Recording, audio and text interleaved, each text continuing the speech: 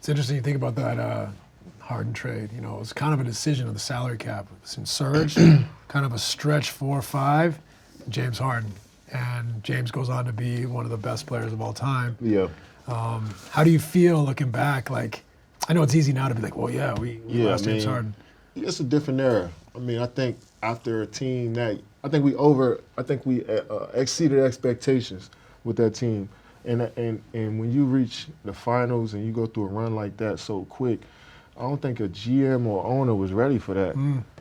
You know, so you expecting a team that's 22, 23 to, you know. So you sped up the timeline too fast. You sped up the timeline, all of us, Yeah. you know, each individual player. Serge, you didn't know, like, he came out of nowhere. He came out here being the best shot blocker in the league. I'm averaging 30 at 21 years old. Russell is 22 years old as an all-star. James, 6-man at 20. Like, so we exceeded the timeline, so they wasn't ready for that.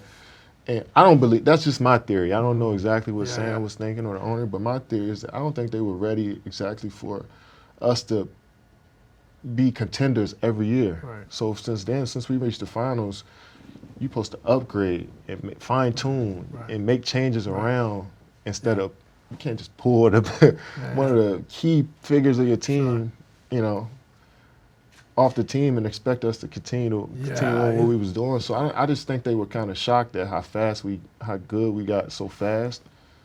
And you know, sometimes you get confused. And then on top of that, Sam Presti was probably, 30-something years old? He was young. Everybody was young, trying to figure stuff out, trying to understand what this landscape was. It was just, but it was beautiful. Yeah, it was too fast. It was just, we were ahead of our time. Everything happened too quickly.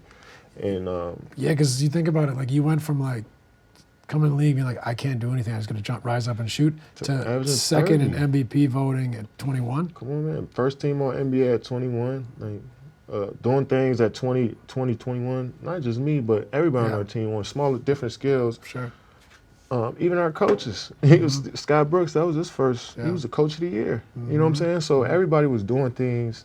And Scott was our interim, so I didn't, you know, probably didn't think that Scott was going to be there that long after being an interim, you know. So we all exceeded expectations, and you need a lot. You know, you got to spend money if you want to be in contention every year. I don't think they was ready for that just yet. So, but that prepared them for what they got now. I was just going to say, right? He's getting a chance to run it back. Exactly. Sam, he's got this incredible plan. He's been obviously one of the top GMs in the league for a while. Exactly. But he's got this war chest too. And people, I think, are, like you hear it around the deadline, people are like, just make a big trade. And he's like, patient, man. Here's I'd like to get your thoughts on this. OKC wins this year.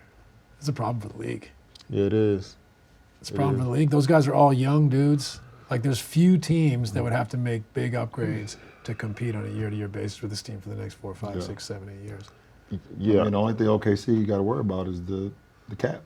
Are they going the second apron? Are they going to go into the apron and all that stuff? True, but even with that, they have so many picks that they can try to use that versatility to stay under the second apron and still be just got a lot of picks.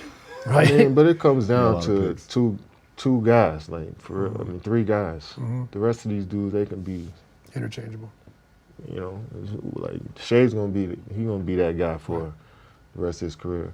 What is Jalen Williams and Chet gonna be? You know what I'm saying? Of course they playing great right now. But those 3 guys gotta keep getting, I mean, Shea's already at that level, but those 2 guys gotta keep getting better. I mean, that's just the facts of it. Will just be more consistent. Right. And I think they will. But that's really what it is for them. I mean, the salary cap, I think they'll pay for Yeah, they know they anything. They know they got a great team and something special ahead of them. But more than anything, those 2 guys got to keep stepping up and become perennial all-stars, no doubt all-stars every year without the benefit of having a good team. Right, the 70-win team gets the all-stars, right? You just got to be an all-star flat out because you're better than everybody. Yeah. And also, too, the last thing, too, I mean, yeah, they're going to be great for years to come, but also, too, like, you know, now you go from, you know, doing the hunting to now being the hunted as well if they win it all.